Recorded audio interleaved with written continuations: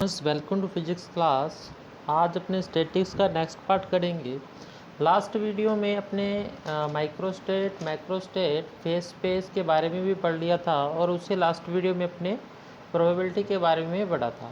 ठीक है, तो आज अपने जो नेक्स्ट टॉपिक है वो अपने पास है असेसिबल और अनअसेसिबल स्टेट्स। ठीक है, असेसिबल और अनअसेसिबल जिसको हिंदी में अपने लिखते हैं अभिगम्य। ठीक है, अभिगम्य होता है एक तो, और एक होता है अपने पास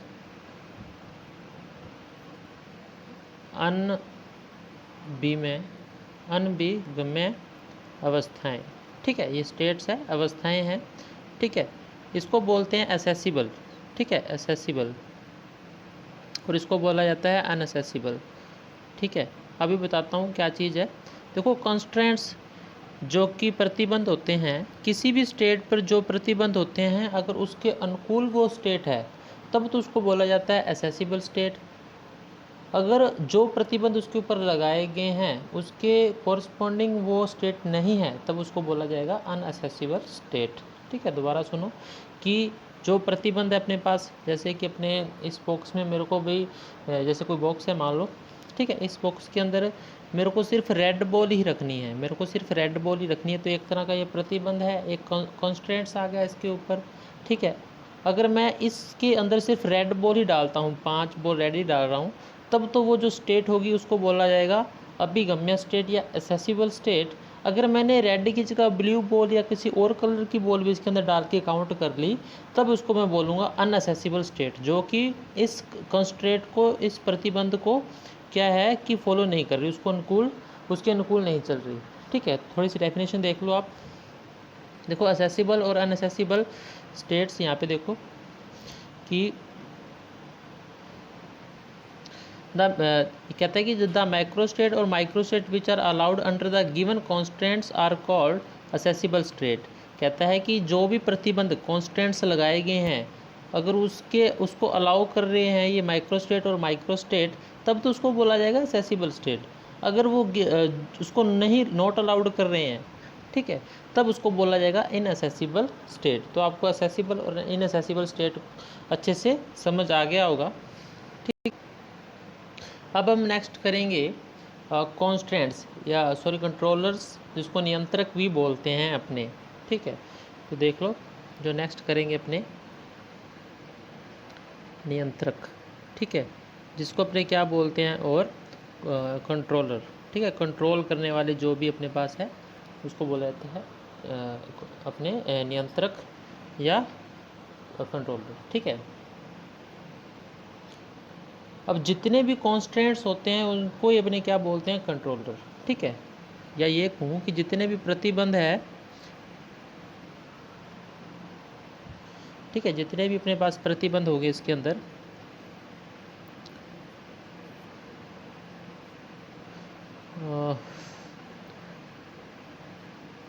प्रतिबंध, ठीक है, जितने भी प्रतिबंध होंगे या कॉन्स्ट्रेंट्स होंगे, ठीक है, कॉन्स्ट्रेंट जिसको बोलते हैं अपने,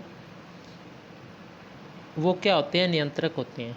ठीक है, बस इतनी डेफिनेशन ध्यान रख लो कि जितने भी प्रतिबंध लगाए जाते हैं उसको कंट्रोल करते हैं, वो अपने पास क्या होते हैं, नियंत्रक।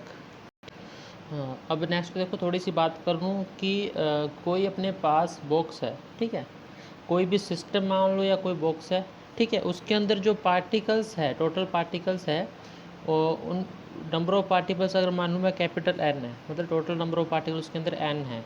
ठीक है, और एक अगर मैं ईच पार्टिकल को मैं कोई ना कोई नंबर देता हूँ, जैसे इस बॉक्स के अंदर, कोई सिस्टम के अंदर N1 है, इसके अंदर N2 है, इसके अंदर N3 है, इस प्रकार से।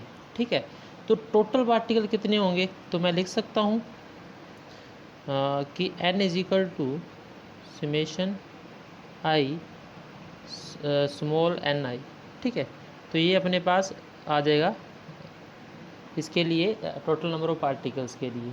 ठीक है, अगर मैं उसी सिस्टम की जो एनर्जी है अपने पास E मान लूँ, टोटल एनर्जी क्या मान रहा हूँ, टोटल एनर्जी मैं मान रहा हूँ E। ठीक है, टोटल एनर्जी E मान रहा हूँ, और जो जो जितने भी सेल्स हैं, ठीक है, जैसे N1 सेल के लिए अगर मैं एनर्जी मानूँ E1, और इसके लिए मानो E2, इस प्रकार से मैं मानता हूँ सबके लिए। तो टोटल एनर्जी अपने पास क्या होगी, समेशन I टेंस टू 1, ठीक है, कैपिटल Ni और EL, ठीक है। तो ये अपने पास आ जाएगा टोटल एनर्जी के लिए प्रतिबंध आ जाएगा, और एक आ जाएगा अपने पास टोटल नंबर ऑफ पार्टिकल्स के लिए। अच्छा, किसी भी सिस्टम के लिए ये दो ही कंडीशन, दो ही कंट्रोलर होते हैं हमेशा। किस प्रकार से, देखो कि एक बात ये ध्यान रखना हमेशा कि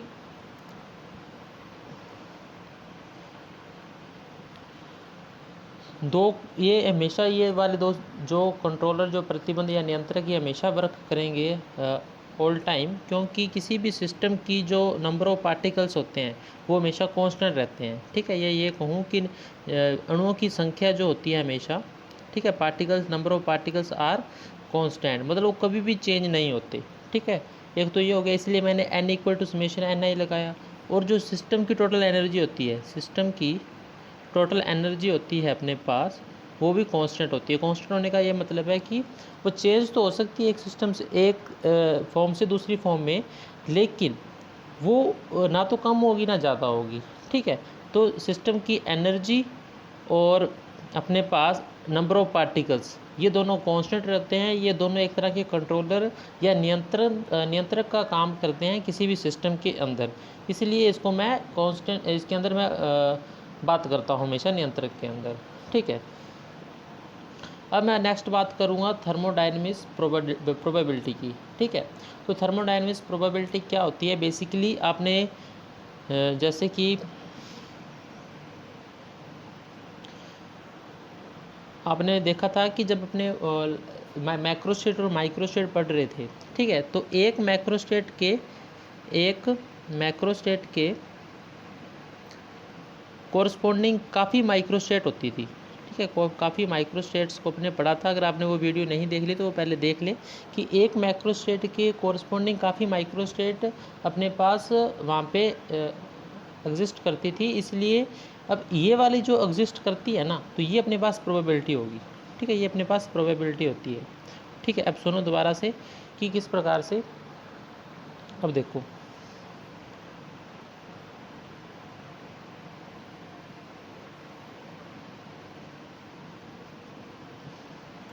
उस दिन मैंने बात की थी कि एक बॉक्स के अंदर जैसे आई बॉक्स और जे बॉक्स डाला था, और इसके अंदर मेरे को चार मेरे पास पार्टिकल थे, ए बी सी डी, है ना, आपको ध्यान होगा ए बी सी डी, और इनको इसके अंदर में रखना था अपने, है ना।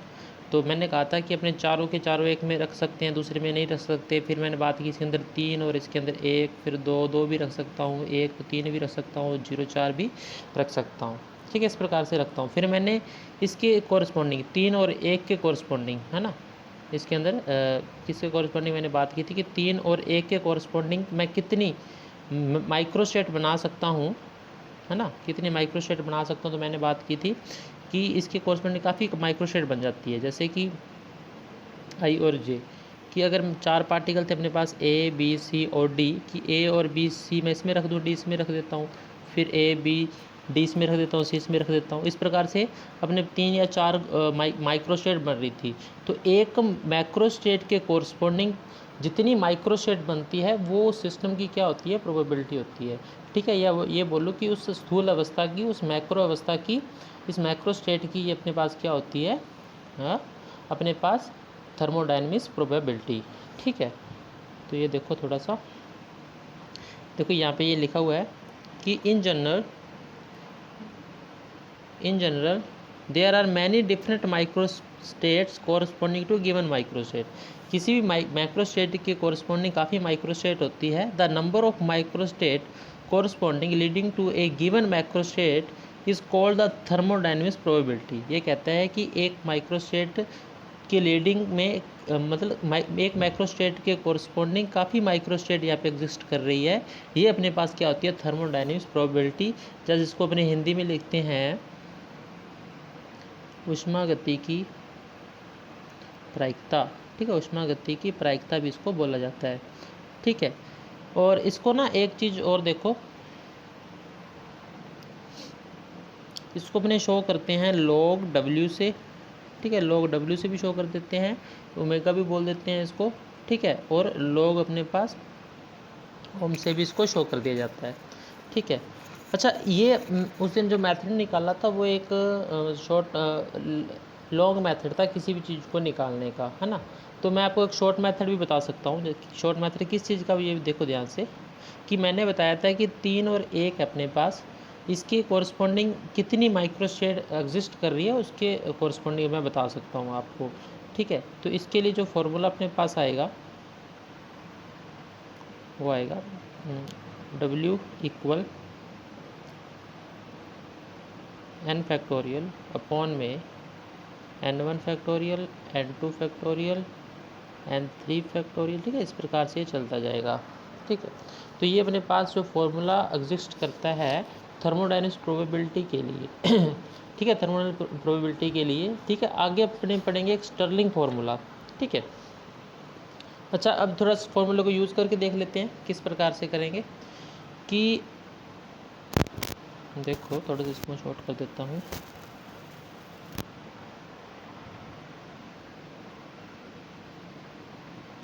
अब इसके अंदर मैं बात करूं, जैसे इसके अंदर Ni, देखो माइक्रोस्टेट के लिए बात करनी है ना अपने पास, तो यहाँ पे माइक्रोस्टेट कितनी है, देखो Ni की वैल्यू हो जाएगी अपने पास 3 और Nj की वैल्यू हो जाएगी 1। क्यों होगी, क्योंकि मैंने 3 और 1 ही लिया है इसके अंदर, है ना।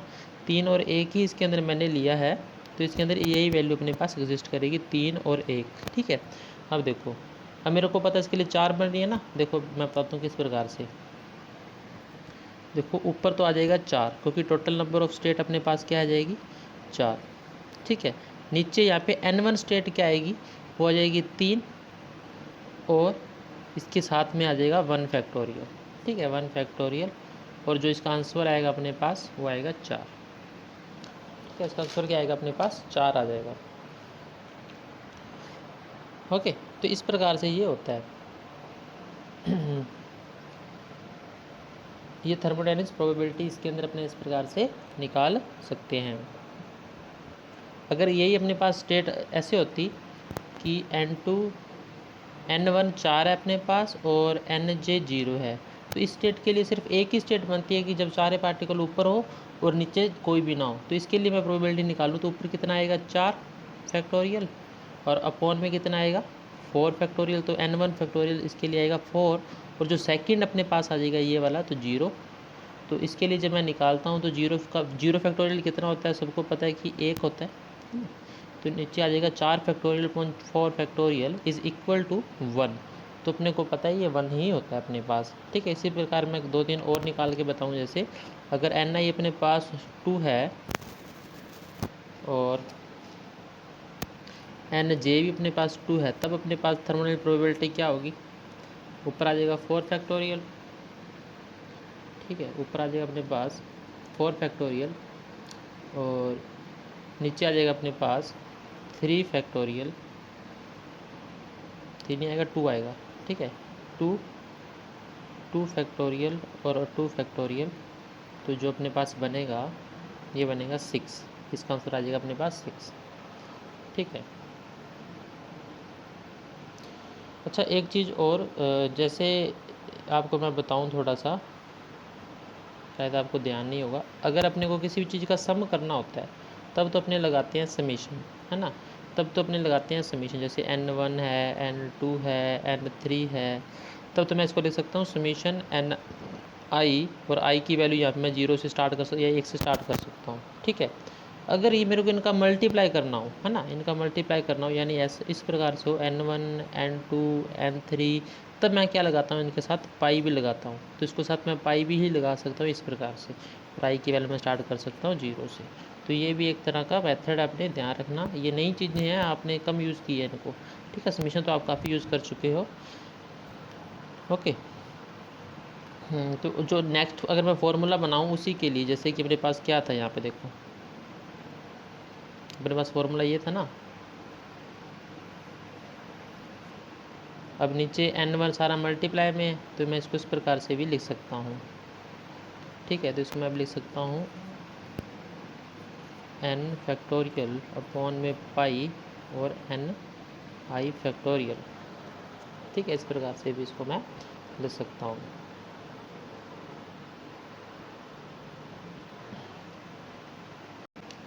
चलो मैं और नेक्स्ट करके देखूँ इसके लिए, तो क्या आएगा, अगर एन आई की वैल्यू अपने पास 1 दे रखी हो और एन जे की वैल्यू मेरे पास 3 दे रखी हो, तब क्या आएगा अपने पास, ऊपर तो हमेशा की तरह 4 ही आएगा, क्योंकि टोटल नंबर अपने पास माइक्रोस्टेट यही आएगी। ठीक है, मतलब टोटल जो अपने पास 4 ही है, अपने पास पार्टिकल्स 4 ही है अपने पास, ऊपर 4 ही आएगा अपने पास 4 फैक्टोरियल। अब देखो 1 है अपने पास, तो पहले आ जाएगा 1 फैक्टोरियल। ठीक है, फिर आएगा अपने पास 3 फैक्टोरियल, तो इसका आंसर जो अपने पास आता है वो आएगा 4। ठीक है, तो 1 और 3 के लिए जो माइक्रोस्टेट होगी अपने पास 4 होगी। ठीक है, तो इस प्रकार से अपने काफ़ी कुछ निकाल सकते हैं। तो एक फार्मूला और देख लो क्या होता है, वो बोलते हैं उसको स्टर्लिंग फार्मूला। ठीक है, स्टर्लिंग फार्मूला शायद आपने पढ़ा भी हो, तो नहीं पढ़ा तो देख लो कि लॉग एक्स फैक्टोरियल जो होता है उसका फार्मूला होता है x log x minus x. ठीक है, तो ये फार्मूला आप सारों ने नोट कर लेना है भी, जब भी फैक्टोरियल में आ जाए तब आप उसको इस प्रकार से लिखोगे। ठीक है,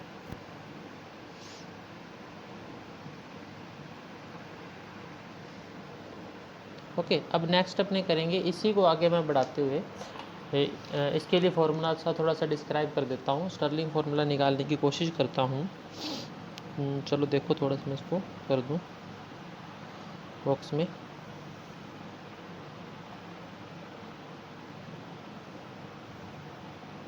ठीक है, चलो नेक्स्ट मैं बात करूँ इसके लिए। अच्छा, कितना निकाल लिया था मैंने, देखो अब देखो ध्यान से कि मैंने निकाला कि W इज इक्वल टू होता है अपने पास n फैक्टोरियल अपॉन में n1 1 है यहाँ पे। ठीक है, 1 एंड 2 फैक्टोरियल एंड 3 फैक्टोरियल। इस प्रकार से अगर अपने पास r, अच्छा टोटल नंबर ऑफ पार्टिकल मैं r मान लूँ, तब इसको मैं ले जाता हूँ nr तक। ठीक है, मैं अब r मान रहा हूँ, पहले से n माना था मैंने, ताकि इसको थोड़ा सा n में कन्फ्यूज़न ना हो इसलिए। ठीक है, अब देखो log लूँ दोनों तरफ, तो log w, इधर भी अपने पास log आ जाएगा।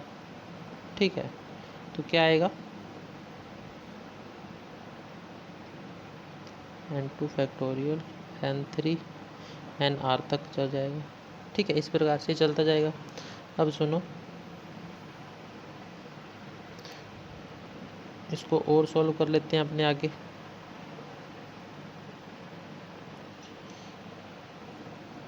अब देखो इसको क्या आएगा कि ये तो log w का log w पड़ा रहेगा अपने पास। ठीक है, अब log के लिए जो प्रॉपर्टी होती है आप सबको पता है, तो ये आ जाएगा log n फैक्टोरियल माइनस अंदर क्या आएगा log n1 plus log n2। इस प्रकार से चलता जाएगा ये। ठीक है, मतलब अंदर तो ये प्लस में जाएगा, अब log के लिए जो डिवाइड वाले होते हैं वो माइनस में जाता है, और जो मल्टीप्लाई में होता है वो प्लस में जाता है। ठीक है, अब देखो नेक्स्ट, अब देखो अब स्टर्लिंग फार्मूला यूज़ करूँ तो यहाँ पे क्या आएगा कि log w, ओके w भी आएगा सॉरी। ठीक है, log w n log n minus n। ठीक है, स्टर्लिंग फार्मूला यूज़ कर रहा हूँ, ये वाला फार्मूला। ठीक है, ये वाला। ठीक है, ये वाला देखो n log n minus x है ना, तो x n log minus n minus n, और साथ में इसको मैं लिख सकता हूँ समीशन में। ठीक है, मैंने अभी बताया इसको मैं समीशन में लिख सकता हूँ। तो मैं नेक्स्ट स्लाइड पे लिखने की कोशिश करता हूँ ये वाला। ठीक है, फॉर्मूला इसको थोड़ा सा क्लियर कर देता हूँ मैं, क्योंकि यहाँ पे ये पूरा नहीं आएगा।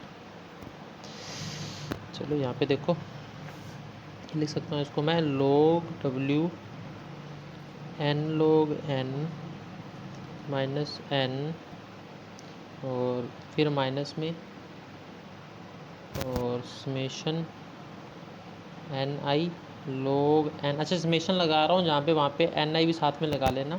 ठीक है, माइनस समेशन एन आई। ठीक है, तो इस प्रकार से आ जाएगा। ठीक है, अब एक चीज़ नोटिस करना कि ये वाली चीज़ क्या होगी अपने पास, ये वाले समेशन एन अपने को लिख सकते हैं स्मॉल एन, क्योंकि टोटल नंबर ऑफ पार्टिकल्स का अगर मैं समेशन करता हूँ तो n total number of particle अपने पास आ जाएंगे। ठीक है, तो इसको मैं कुछ इस प्रकार से भी कर सकता हूँ और नेक्स्ट को मैं सीधा इक्वल लगा रहा हूँ, n log n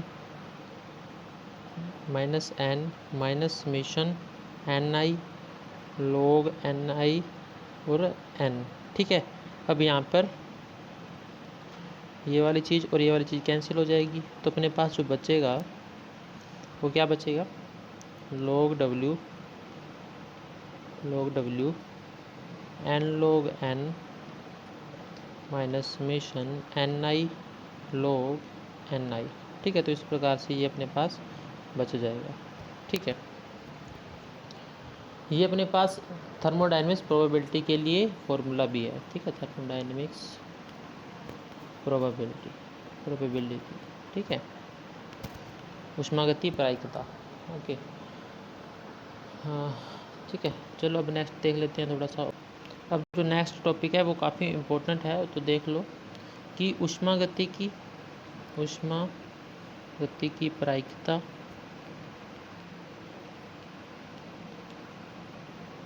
व एंट्रोपी में रिलेशन। ठीक है, एंट्रोपी में रिलेशन। ओके, अब इस पहले प्रायिकता की बात कर ली, थोड़ी सी एंट्रोपी की बात कर रहे हैं, जिसको अपने एस से लिखते हैं ना, इसको अपने किससे लिखते हैं, एस से। तो देख लो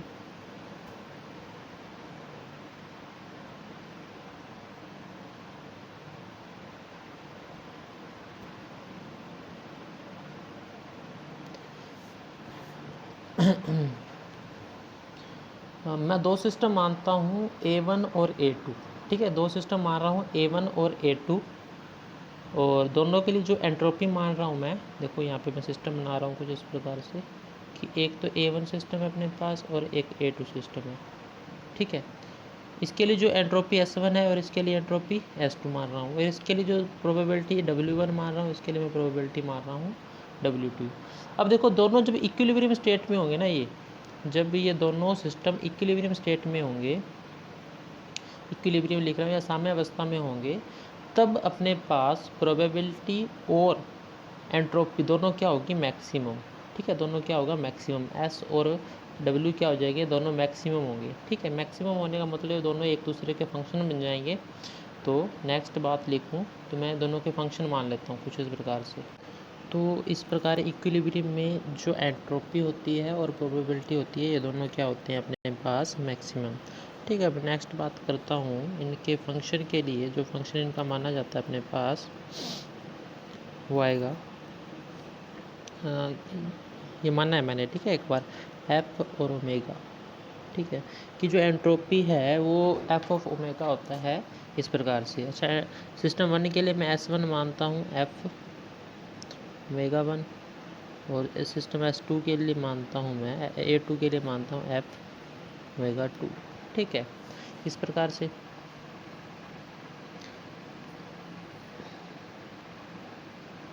अब नेक्स्ट देखो कि अब ये दोनों जो सिस्टम है, दोनों के अपने पास इंडिपेंडेंस है। ठीक है, अब अगर मैं टोटल एंट्रोपी की बात करूं तब तो होगा अपने पास S = S1 + S2।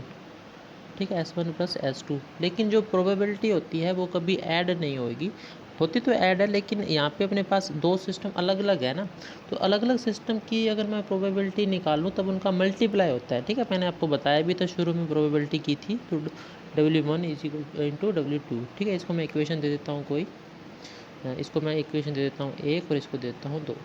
ठीक है, इस प्रकार से। अब नेक्स्ट देखो कि अब जो इक्वेशन 1 है उसको मैं इसका डिफ्रेंशिएशन करूं ओमेगा 2 के ओमेगा 1 के रिस्पेक्ट में। ठीक है, तो क्या आएगा कि del s upon del omega 1 करूं तब अपने पास आएगा डेल S1 अपॉन में डेल ओमेगा 1 प्लस में 0। ठीक है, अब देखो इसको मैं इस प्रकार से लिखूं कि ओमेगा इंटू ओमेगा अपॉन में ओमेगा 1। ठीक है, इस प्रकार से लिख सकता हूँ इसको, क्योंकि डेल ओमेगा और डेल ओमेगा को ऊपर नीचे मल्टीप्लाई किया, इधर अपने पास डेल एस और डेल ओमेगा 1 आ जाएगा अपने पास। ठीक है, S1 है ये। ठीक है, इस प्रकार से मैं इसको कर सकता हूँ।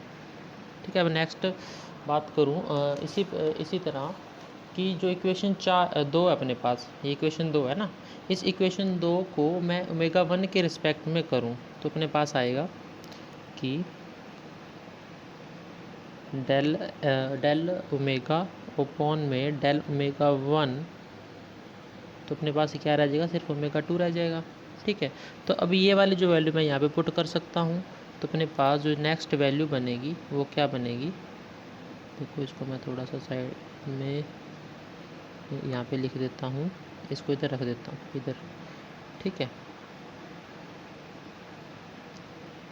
तो अपने पास जो नेक्स्ट वैल्यू बनेगी वो बनेगी डेल एस अपॉन में डेल ओमेगा।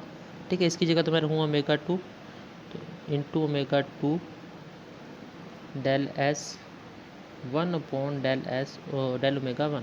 ठीक है। तो ये अपने पास डेल ओमेगा 1 बन जाएगा। और यहाँ से मैं del s upon del omega की वैल्यू भी निकाल सकता हूँ। ठीक है। तो इसकी जो वैल्यू आएगी अपने पास वो आएगी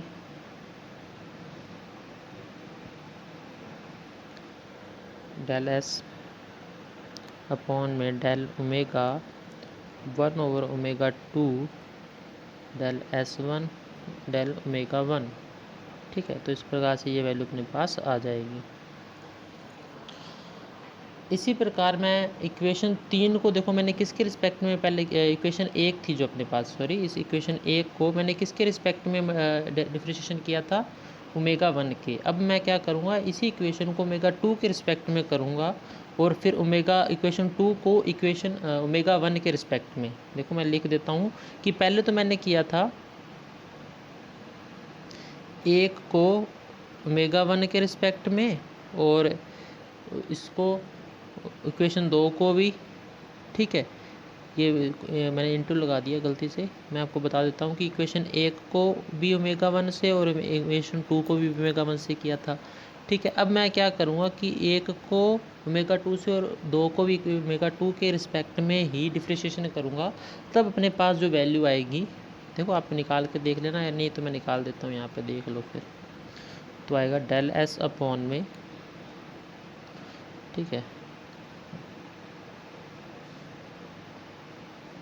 डेल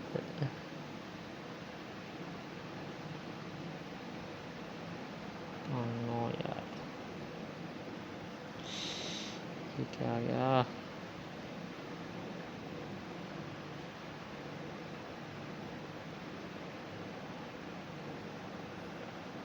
एक सेकेंड। देखो डेल एस अपॉन में डेल ओमेगा 2, तब अपने पास बनेगा 0 प्लस डेल एस 2 ओमेगा 2। ठीक है। और फिर मैं यहाँ से निकाल सकता हूँ डेल एस अपॉन डेल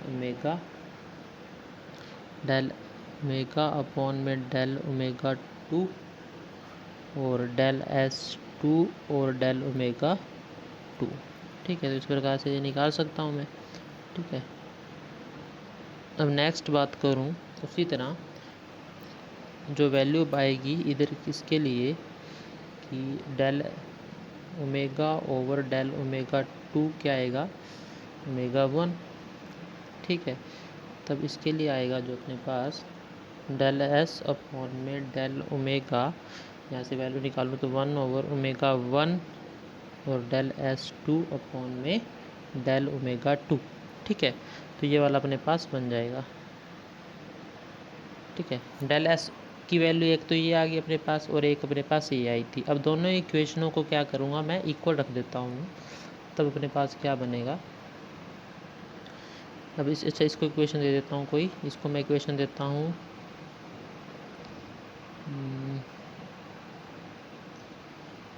इसको दे देता हूँ 3 और इसको देता हूँ 4। ठीक है। तो अपने पास नेक्स्ट बनेगा इक्वेशन 3 और 4 को इक्वल रखने पर। ठीक है। तो 1 over omega 1 del s 2 upon del omega 2 equal 1 over omega 2 del s 1 over del omega 1। ठीक है। फिर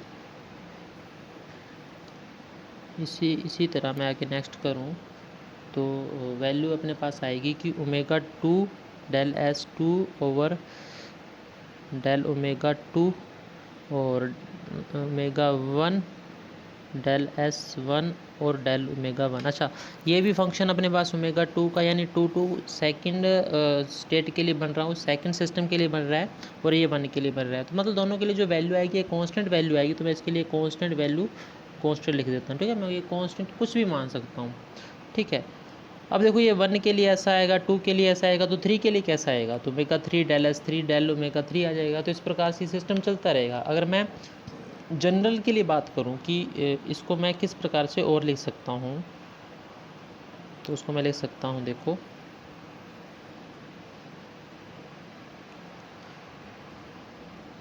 omega del s over del omega और के। ठीक है, इस प्रकार से मैं इसको लिख सकता हूँ। ठीक है, एक इक्वेशन अपने पास ये आ गई। इसको इक्वेशन को आप दे सकते हो 5। ठीक है, अब देखो और क्या कर सकते हैं, इसका मैं डिफ्रेंशिएशन भी कर सकता हूँ किस प्रकार से कि डेल एस इंटीग्रेशन के del W over del W. अच्छा, अब मुझे के कहाँ से आया, इसको मैं के मानना है तो के आ जाएगा अपने पास। अब इंटीग्रेशन इस प्रकार से मैं ले सकता हूँ, तब अपने पास बनेगा एस के लॉग डब्ल्यू प्लस सी। ठीक है, अब देखो इफ़ अगर एंट्रोपी जीरो है अपने पास, तब अपने पास प्रोबेबिलिटी क्या हो जाएगी, 1। ठीक है, अब जब प्रोबेबिलिटी 1 होगा तो log 1 आ जाएगा, तो log 1 अपने पास क्या होता है, 0। अगर ऐसा है तो c अपने पास क्या आ जाएगा, 0। c अपने पास क्या आ जाएगा, 0। तो अपने पास जो लास्ट फॉर्मूला बनेगा वो बनेगा s, जो लास्ट फॉर्मूला अपने पास बनेगा वो बनेगा s